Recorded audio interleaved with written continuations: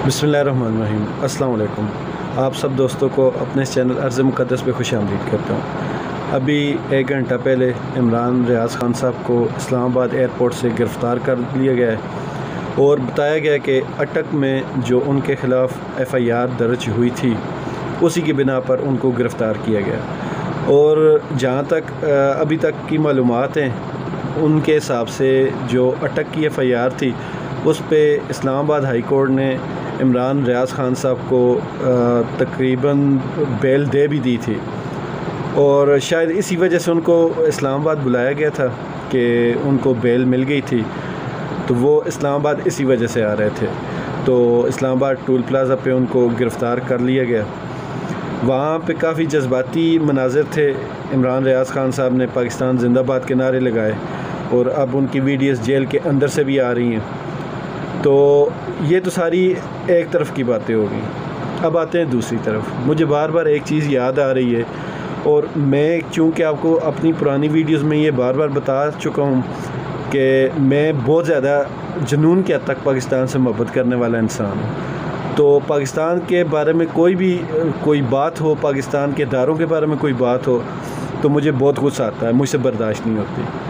तो ऐसी आज मुझे रह कर वो दिन याद आ रहा है जब हामिद मीर ने असद तूर के ऊपर हमले के वक्त एक मुजाहरा किया था। उस मुजाहरे में हामिद मीर ने जो तकरीर की थी वो तकरीर आज तक की पाकिस्तान की किसी भी सहाफ़ी की तरफ से इंतहाई ख़तरनाक और गलीज़ अल्फाज में की गई तकरीर थी। अगर वो तकरीर हामिद मीर की माफ़ हो सकती है, ऐसी तकरीर करने पे हामिद मीर को माफ़ी मिल सकती है, तो बाकी पाकिस्तान के जितने भी सहाफ़ी हैं वो सब बेकसूर हैं। क्योंकि हामिद मीर ने उस दिन जो अल्फाज इस्तेमाल किए थे या जिस वाक़ये का ज़िक्र किया था वो बिला शक व शुबा हमारे इदारे का एक तारीख़ बाब है, इसमें कोई शक नहीं। लेकिन एक इदारे के बारे में वो भी हर्जा सराई में ही गिना जा सकता था, लेकिन उसको माफ़ी मिल गई।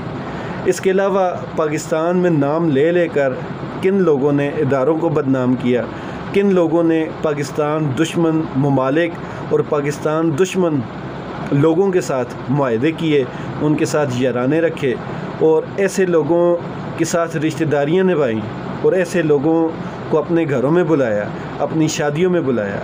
वो लोग आखिर कौन थे? उन पे क्यों किसी ने हाथ नहीं डाला? क्यों उन पे एतराज़ नहीं किया?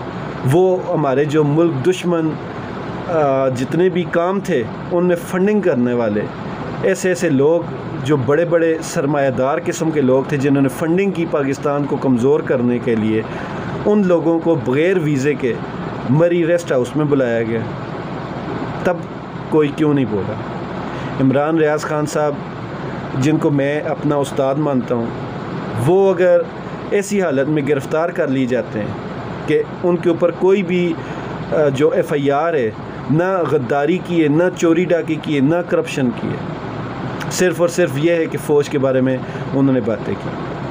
हालांकि वो बार बार अपनी वीडियोस में ये कह चुके हैं कि मैं फ़ौज एज़ ए इदारा कभी भी बात नहीं की, लेकिन फ़ौज के जो चंद लोग जो पॉलिसी बनाते हैं, जो पॉलिसी साज कहलाते हैं, पॉलिसी मेकर कहलाते हैं, हमेशा उनके ख़िलाफ़ बात की। अगर हम पॉलिसी पे एतराज़ नहीं कर सकते तो फिर हमें पाकिस्तान में भी रहने का कोई हक़ नहीं। तो सोचने की बात है कि अगर हम पाकिस्तानी हैं और हम वो पाकिस्तानी जिन्होंने हमेशा पाकिस्तान के साथ बिला शक व शुबा अपनी जान से भी ज़्यादा मोहब्बत की है, और जो लोग पाकिस्तान को जुनून की हद तक मोहब्बत करते हैं उनको गुस्सा आता है। आजकल के जो हालात हैं उनको देखकर वाकई में बहुत गुस्सा आता है और ये गुस्सा हमारा जायज़ भी है।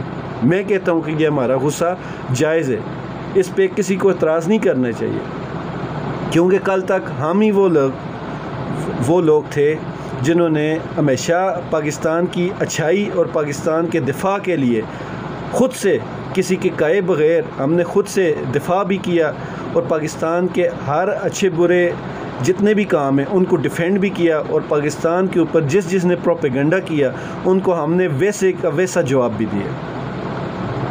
तो आज जो लोग पाकिस्तान का दिफा करते रहें, 5th جنریشن وار ہمیں بار بار پڑھائی جاتی رہی ہے، تو اس میں جو لوگ پاکستان کا دفاع کرتے رہے ہیں، آج وہی سارے کے سارے لوگ پاکستان کے غدار ہو گئے، اور جو لوگ اس وقت پاکستان کے خلاف تھے، جن کے خلاف ہم نے 5th جنریشن وار لڑی، وہ لوگ آج دھل کر بالکل پاک صاف ہو کر محب وطن ہو گئے۔ اس چیز کا جواب ہم مانگیں گے۔ عمران ریاض خان صاحب بھی اسی چیز کا جواب مانگ رہے تھے کہ کل تک جو چور ڈاکو تھے، کل تک جو اس ملک کے غدار تھے، تب آپ ہی لوگ بتاتے تھے۔ آج وہی لوگ ہمارے سروں پر بیٹھ گئے ہیں، ہمارے اوپر حکمران بن گئے ہیں۔ وہی لوگ جو کل تک آپ کو گالیاں دیتے تھے، اس ملک کو گالی دیتے تھے، اس ملک کے وفادار نہیں تھے، وہ لوگ آج اس ملک کے وفادار ہو گئے، اور جو لوگ اپنے اس ملک کے لیے لڑتے رہے ہیں، وہ لوگ آج غدار ثابت ہو گئے۔ ایسا کب تک چلے گا؟ یہ دنیا کا اصول ہے، یہ فطرت کا اصول ہے۔ جب کسی چیز کو، اچھی چیز کو دبایا جائے گا تو وہ آسانی سے دب جائے گی، لیکن جب ریئیکشن میں وہ واپس زور لگائے گی تو پھر وہ سب کچھ فنا کر کے رکھ دیتی ہے۔ میں اپنی پرانی ویڈیوز میں بار بار ایک چیز کہتا رہا ہوں کہ آپ جتنا زیادہ غلطی کو بڑھائیں گے اتنی واپسی مشکل ہوگی۔ تو اب بھی ان چیزوں کو دیکھیں، اس ملک کو بچائیں، اس ملک کے اداروں کو بچائیں۔ ہمیں اس ملک سے آگے کوئی بھی چیز عزیز نہیں ہے، تو ہمیں بار بار اس چیز کو کہنا پڑتا ہے کہ ہمیں اس ملک کے ساتھ محبت ہے، ہماری اس محبت کی قدر کی جانی چاہیے۔ عمران ریاض خان صاحب نے کوئی بھی ایسی بات نہیں کی جو اداروں کے خلاف ہو۔ اس حساب سے اگر دیکھا جائے تو پھر میں بھی تقریباً غدار ثابت ہو جاؤں گا، کیونکہ میں بھی اس ملک سے بہت زیادہ بلکہ شدید محبت کرتا ہوں۔ تو آپ کے آج کل جو اصول اور رول بنے ہوئے ہیں، اس حساب سے جو بھی بندہ اس ملک کے ساتھ شدید محبت کرتا ہے وہ غدار کہلاتا ہے۔ تو پھر پکڑیے جتنے لوگ آپ کے سامنے ہیں، جو آپ کو نظر آتے ہیں، جو اس ملک کی بات کرتے ہیں یا اس ملک کے ساتھ وفاداری کا سبق دیتے ہیں، تو پکڑیں، سب کو پکڑیں۔ میں آخر میں درخواست کروں گا چیف جسٹس صاحب سے یا جو بھی سن رہے ہیں ان سب سے کہ اس ملک کو سب سے آگے اور مقدم رکھیے۔ اس ملک سے آگے اور اس ملک سے بڑا کوئی بھی نہیں۔ تو سب لوگ عمران خان صاحب کا اور عمران ریاض خان صاحب کا دونوں کا ساتھ دیں، اس ملک کو بچائیں، اس ملک کے اداروں کو بچائیں۔ اللہ تعالی ہم سب کا حامی و ناصر۔